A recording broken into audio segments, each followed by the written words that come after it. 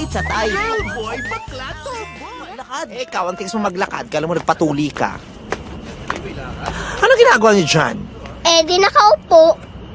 Ang ibig kong sabihin, ba't kayo nakaupo dyan? Pag upo ng bata, kailangan may malalim pang dahilan. Di ba pwedeng napagod lang, gustong umupo ng bata? Bakit galit? Hinihintay po si nanay. Saan ba nagpunta si nanay? Kasama po yung asawa niya. Anong asawa? Wala namang asawa pa si nanay. Meron, sinundo nga siya dito eh. Naku, baka nabudol-budol ang nanay. Hindi nga, asawa niya talaga yun. Kung hindi yan asawa, bakit ganito ang linya ni nanay? Pin!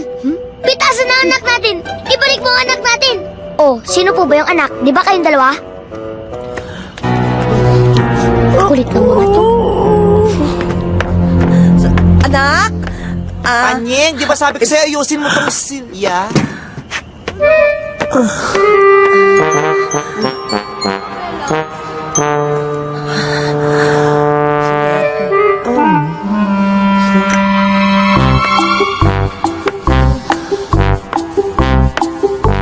You.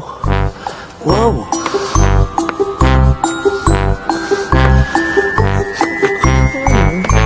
So.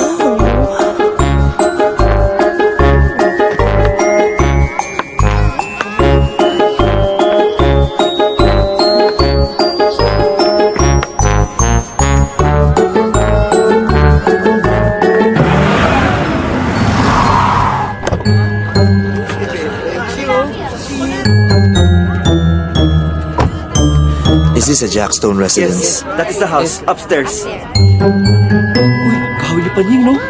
Ay, magkamukha. Your mom. Naku, anak! Ang lalaki ko, ang gwapo-gwapo niya, di ba?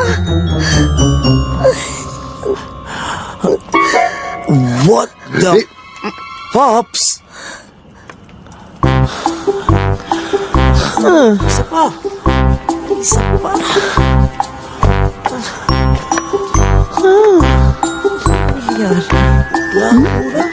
Dala ba ito ng gutom ko kaya doble-doble sila o sadyang apat talaga sila?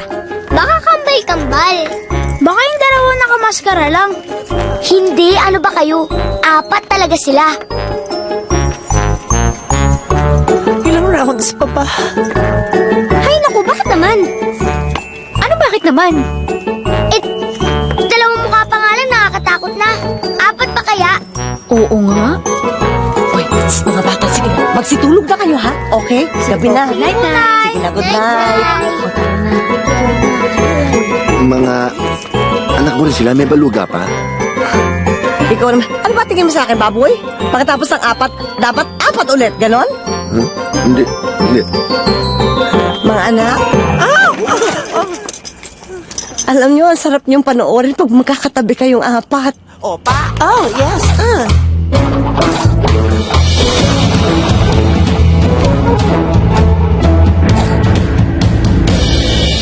So ano nga akong ipinunta nila rito, Nay?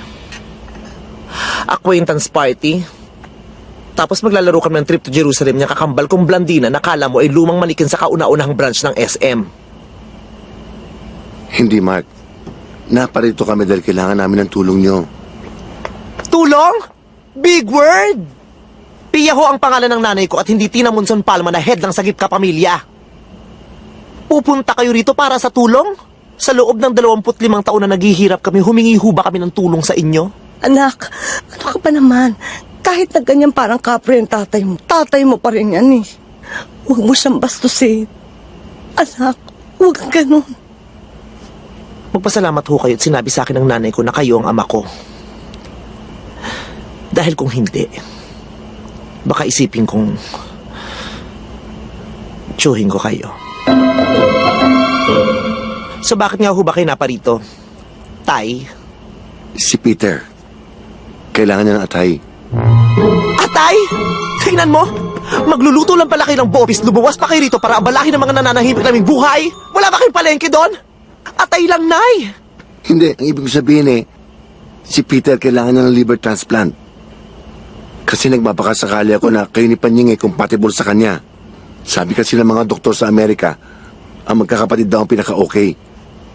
Bakit naman kasi nagkahepa pa yung Peter na yan? Nakuha yata niya sa pinagkakain niya eh.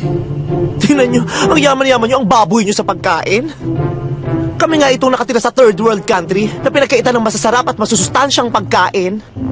Tapos kayong sakitin? Kayo itong may hepa? Kamalas-malasan naman ang pamilya mo, Nay. Watak-watak na nga, sakitin pa. Si Peter may hepa. Si Panying may anemia. Yang blandinang yan, nagsisiguro kung may sakit sa utak yan. Anak, ikaw rin ba'y may sakit?